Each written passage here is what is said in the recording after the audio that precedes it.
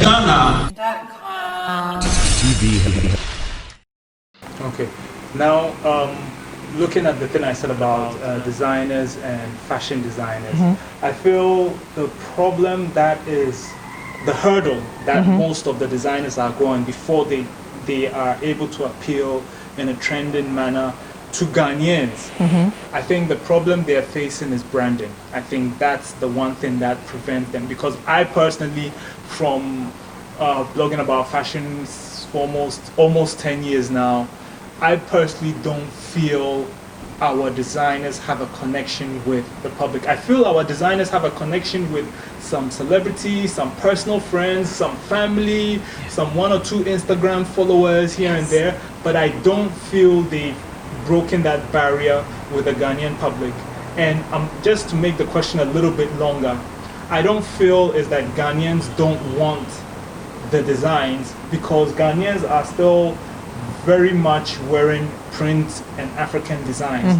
It's just that I don't feel that the branding of the clothes by the designers is captivating them to say, I can't wait for the next one of this, like how they'll do with Jordans in America. What do you make of that? Yeah,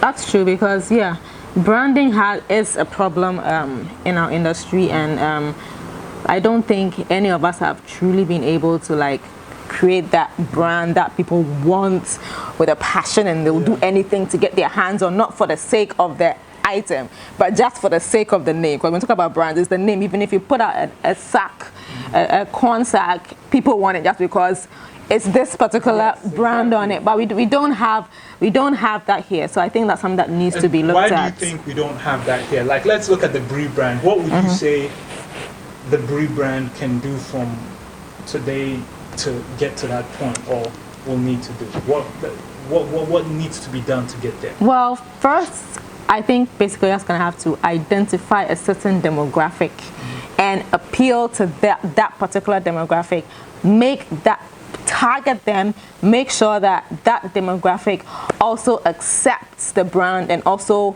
wants it. And I think because I think what our problem is that our target isn't like a particular demographic that will actually suit our particular brands, but we're trying to get everybody, and then you can't appeal to everybody, so it makes things a little sketchy and a little dark. If you're able to find that particular niche demographic and appeal to them, we will be able to have them actually wanting a piece of that particular pie. Yeah. So you're an established designer. What give us like just 2, 3, or one main thing, or just a number of things that you felt you did that took your career from being a tailor in their backyard to a renowned designer in Ghana? What would be the main things that you say you did or you're doing? One of the main things I would say I did or I'm doing,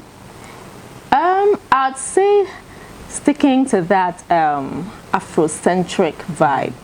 I think that has really worked well for me, sticking to the Afrocentric vibe. And then again, another thing, I think maybe some of the affiliation with the celebrities may or may not, who knows, have done the trick. And then a lot of the sponsorship gigs too I've been doing to put my stuff on TV and stuff like that. I think that also has helped to put me in the position that I am. So let's talk about the Afrocentric vibe. Describe that. What is the Afrocentric vibe, and how many others in Ghana? You don't have to mention their names if they are competitors, but what is this and what is this doing? Like, just talk about this Afrocentric vibe.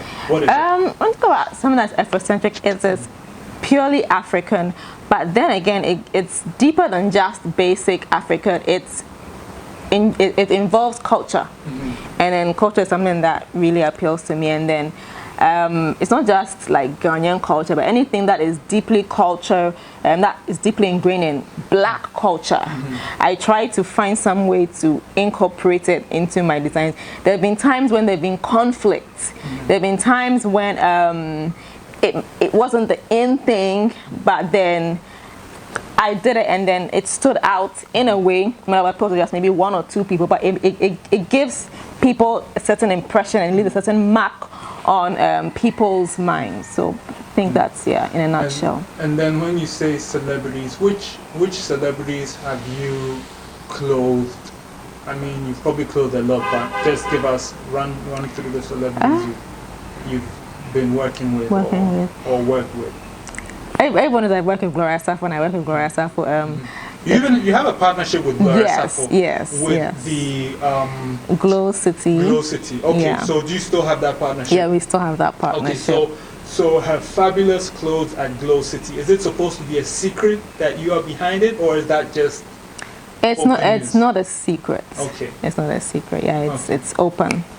It's not a secret. But then what she does at Glow City, or what you do for her at Glow City, is a little bit different to your personal style. It's a little bit different. I see it and I can say I see Bri in there, but I'm not seeing all of Bri in there. I'm seeing only some of Bri. Yes, because when it's a partnership.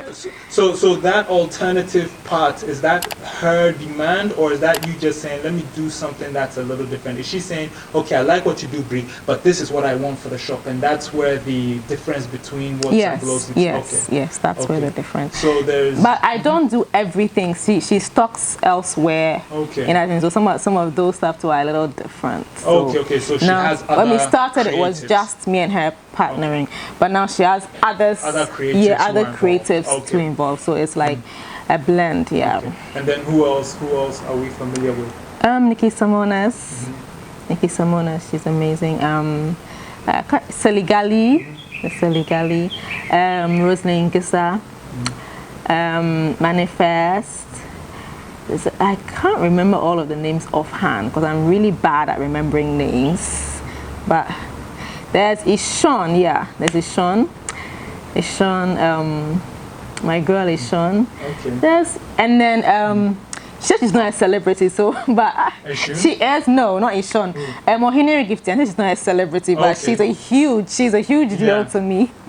Because she's a big media personality. She's been in the industry for like ages, so she's a big deal. And I've been sponsoring her show, The Standpoint, and then I've been addressing her too. And how does it work with the celebrities? Is it that or is it different relationships with different celebrities? Different relationships, different celebrities. So I won't want to get any of them angry with you, because one might come to you and feel like, oh, I do this with you and you do this, right? Yes. But I'm assuming sometimes some of them will pay you for the clothes. Sometimes some of them will buy the fabrics and give you a sort of deal or whatever. I don't want to say it because I'm sure you have different vibes. But what are some of the difficulties working with celebrities in Ghana? Because I've heard a lot of complaints from designers working with celebrities. What are some of your difficulties? My difficulty, I would say, sometimes the deal that you strike doesn't go the way that it's been planned. You can say this and then something else happens, and it's normal though. It's normal, especially when it comes to payments and stuff like that. Sometimes you don't get what was bargained for, and then some of them but most of the ones I've worked with are really amazing, like really, really amazing, and some have the tendency to be extremely rude. Wow. Yeah, extremely rude, and for some reason think they are the Lord and Master and Savior of your life. Some can be very, very obnoxious. Some can be very obnoxious, and some are like really, really amazing people. I don't want to mention names because if you can't mention names, somebody might say, "Why didn't you mention my name?" But some people are really amazing, like such beautiful just give people. Us, I know the person might hear this, but for the sake of an interview, I'm sure they're going to hear this, so they'll pardon you. Give us your worst experience you had with a celebrity. Don't say their name, and I'm sure they'll forgive you for talking about the experience. But give us your worst, the one that you say, I want to erase it from history. From history. I've had so many. The worst. Probably being insulted, and I'll insult you back. Probably, because like sometimes the asking unrealistic things of you. Probably it's like midnight and somebody is calling you. I have a life too, and then they expect you not to have that life and to be at their beck and call just like that. And then naturally, I wouldn't want that, and then it creates tension and friction. I think that would, yeah. And then that wouldn't even be like a singular event. I've had that situation like more than one time, so with more than one person. So yeah. So I think those are the most annoying ones. Yeah, the most annoying ones. FashionGHANA.com. TV. I came to slay, 100% African. fashion.